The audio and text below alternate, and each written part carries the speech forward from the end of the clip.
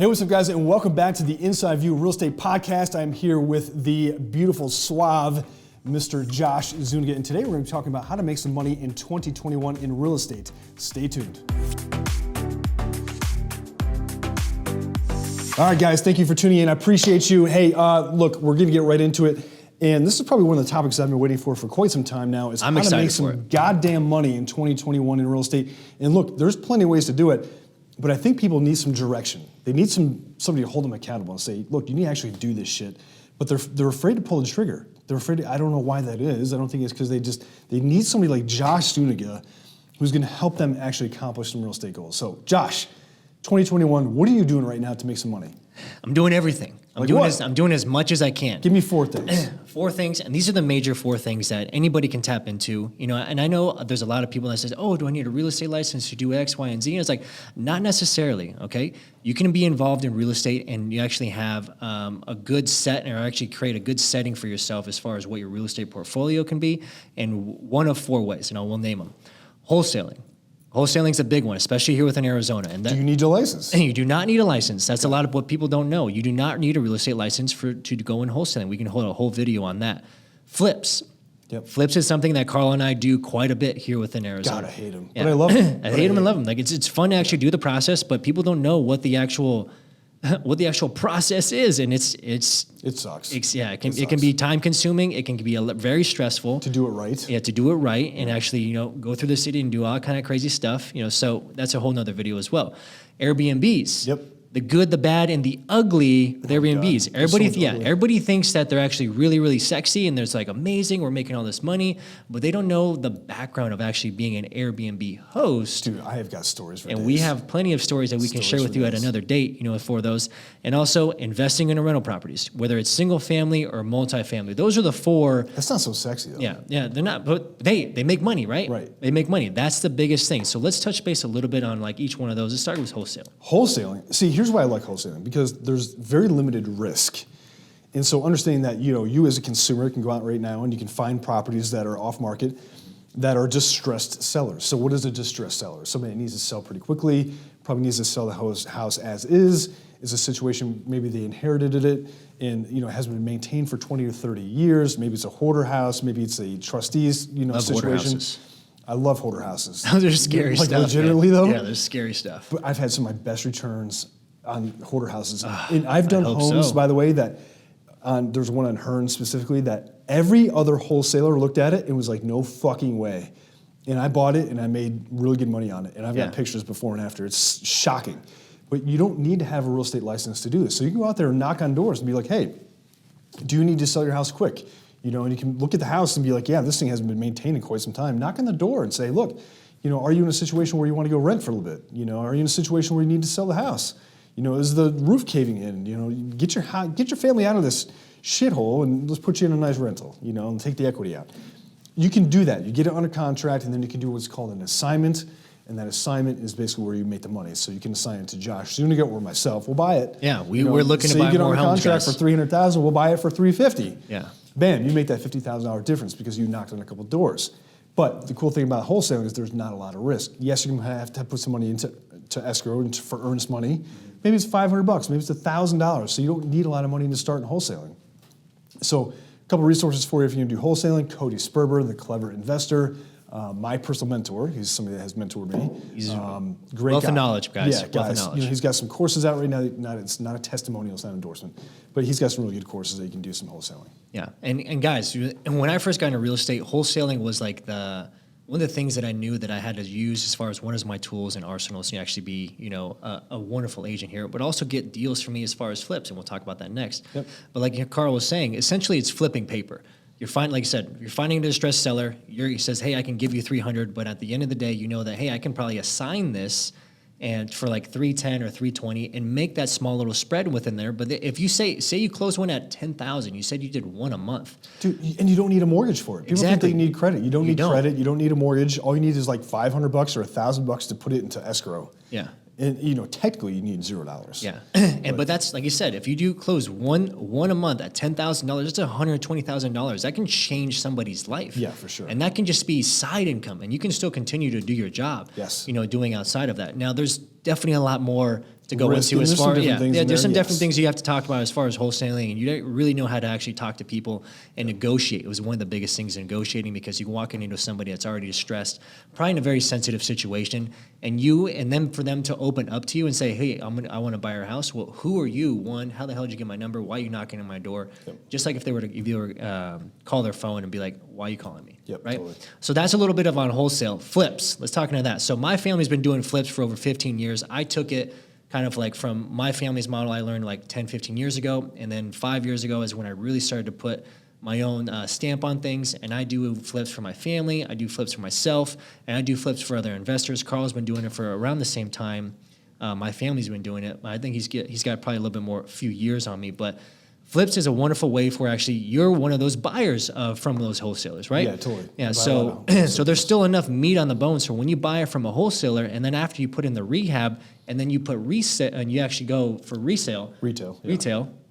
Thank you. Retail, you actually make some money as well. So that's also another fun one as well. Yeah, and keep in mind that that is probably the most risky part of this entire process. So somebody that's buying it from a wholesaler is taking on the risk and saying, hey, look, the market's not going to change substantially the next 2 to 3 months, however long it takes to get that thing done.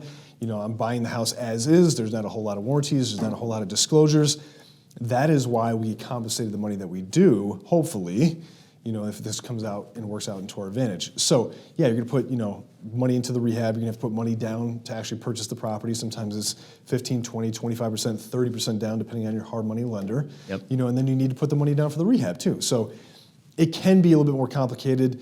Guys, if you're gonna do flips and rehabs, you should know the building codes, you should be pulling permits, you should be doing everything by the book, because that is your brand, that is your reputation, and I guarantee that's far more valuable than the $1,000 worth of permits and inspections that you need, right? And so understanding what that looks like, that is the most risky part of everything you could do here, in my opinion, inside of real estate. What is the third way we can make some money? Airbnbs, baby. Airbnbs, obviously came into the market. What was it, 2014 to 15, or was that? So I've been doing it for 4 years, just over 4 years. You've been doing it for now, 4 4.5 years, right? So, I got into it in 2017, realistically, probably 2015 or 2014. Right. But it started out as a couch surfing app, right? And so literally there was a guy that was like, I just want to, surf couches. And then it became into what it is today, where it's really a true hospitality platform, international, right? It's one of the biggest. It's beautiful. It's just a genius sharing. idea, It's right? unbelievable. And so, it's pretty interesting. There is a lot of money to be made in Airbnb, understanding though that you've got to be unique. You've got to be unique, and so you can't have just a run-of-the-mill shithole property and expect to cash flow on that. You're going to have to put a little bit of time, a little bit of effort into design. There are some really good shows on Netflix that go through this process. There was a filming down in Australia where they broke down all the individual units and really tore them apart. And to see the logistics of how to get a good Airbnb up and running is kind of interesting. And again, there's a little bit of risk in there. If we have another incident like we did with COVID, when COVID first hit, my properties took a massive hit. We had 0 bookings for like 6 or 8 weeks. But then, it went the other way, where nobody could travel internationally, and it was all domestic travel. We were booked 100%, right? And the rates came up. So it's so difficult to tell you.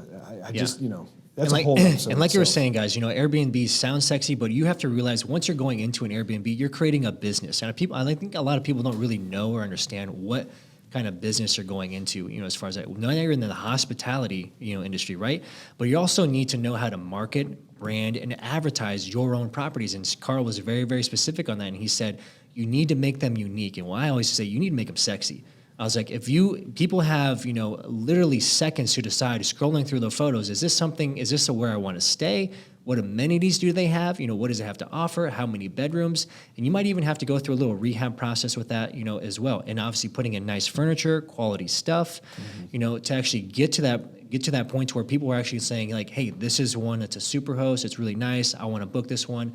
And you have to continuously worry about all of those bookings. If you're not marketing, outside of like Airbnb and maybe VRBO, creating your own social media profiles, Totally, yeah. which is a smart idea. If you Direct get into bookings. one of those, Yep. you're just leaving money on the table, and you do not want to have any vacancy in those Airbnbs, right? Totally. And they're also not a sexy side, because now you're also a property manager. Yeah, that's... And that's the one where I hear phone calls and I hear, horror stories, from Carl so all the time. We got robbed 3 times this year. Three times times to clean this out. Oh By my the way, God. if you're gonna do Airbnbs, never let the guests use your garage, because they will park a moving truck in there and they will load up your Airbnb and then they will pull out in the middle of the night. And that's what happened. Whoa. So I that's happened didn't even 3 times. know that. That is insane, Yeah, man. That is absolutely insane. And you deal with a lot of poopies. I'm just gonna say it. Yeah, Poopies. a lot of There's some poop. shh. There's some Yeah, poop involved. yeah. There's a lot. You know? Think about it. Like, there's a lot of parties. People throw parties. They want to have Yeah. fun. They're on vacation, so they don't treat the property like Yeah, it's theirs. And they destroy it. It's just gross. It's just gross. Yeah, we So, we won't go down that path. that's not very sexy. Right. You know what else isn't sexy, but I love? It's not poopy. What is it? Long-term rentals. Long-term rentals. That is a wonderful strategy that I know he is involved in, and that is one that I am involved in. Like I was saying in a previous episode before, I have already a portfolio that I've been working on, and it's going to grow and expand over the next 10 or 15 years. So when in the next 10 or 15 years, I can look back and say all this cash flow and all this residual income is now paying for my life and my family and my lifestyle. And now we have a lot of more freedom, right? And that's one of the biggest things when you want to say make money in real estate. You want to make money so you can actually have more freedom to spend time doing more things that you love and spending it more with your family. But rental properties can go one of two ways. You can go single family, or another good route is also single or multifamily. Yep. Correct? I love multifamily because there's a little bit of diversity built into it. You know, so like let's take a single family home for instance here. Yeah. And usually what happens is, you know, you've got a tenant, and say they're there for 2 years. You know, it's probably about the average time a tenant lives in the house. But then there's a weird gap for about a month before the next tenant takes over. Well, that's, you know, like 5% of your income is gone because there's a gap there. But with multifamily, you know, you can actually turn them over pretty quick, and there's a little bit of diversity. So if you've got 4 units, maybe only one of those units at any given time might be vacant. You know, and so understanding that diversity is really going to help you with cash flow. Yeah. You know, and so that's why I like multifamily. And I'm a big fan of multifamily. And I'll let you know one of the strategies that I have, because obviously if I have rental properties, say single family, I have 10, you know, all around the valley. That's 10 different properties, 10 different locations, 10 different mortgages. If once at the point in time, and this is a strategy that I've coached and that I'm actually going to be implementing, sell all 10, you know, become cash heavy, and then actually invest it into one multifamily and actually have 10 units. Now I have one location, one property manager, and one mortgage. Yes. And that really just eases a lot of the pressure, you know, off of you. So you don't have to worry about everybody, you know, hey, I need a handyman over here. I need somebody to do this. I need somebody to do that. You have everything all in one location, and it's beautiful, and it works out very, very well. And that is these are 4 beautiful ways that you can make money within real estate starting today, guys. Just got to get aggressive. Today, like you said, don't be on the offensive. Don't be on the defensive. Don't be like, oh, I wish I would have done that 5 years ago. Yeah, it's too late. There's a lot of things that I wish I would have done 5 years ago, but I'm doing it now because I know that is important. Yes. If I want to create a wonderful lifestyle and a wonderful, you know, life for my family and create more time freedom, this is something you guys need to start working on now. Yeah, and go back and listen to podcasts where we talked about equity, you know, I think it was like 2 weeks ago. Yeah. And really getting into that, right? Understanding how to actually use leverage, how to use dumb banks and let them, you know, give you money basically at free to leverage yourself, you know, Yeah. and do it smartly. Yeah, and like I said, do it smart. You know, get with the proper advisors, Carl or I. We're happy to sit down with you and exactly see what is the best way for actually use your money and put it to work. If you guys want additional information for that, guys, please feel free to reach out to us. You have all of our information in the contact description below. We're happy to sit down with you and speak with you and see exactly what are some of the best options for you and your family. So I hope there was a lot of good value and a lot of good education, you know, from this podcast episode. But stay tuned for the next one. We're happy to see you, and we love you. Stay tuned.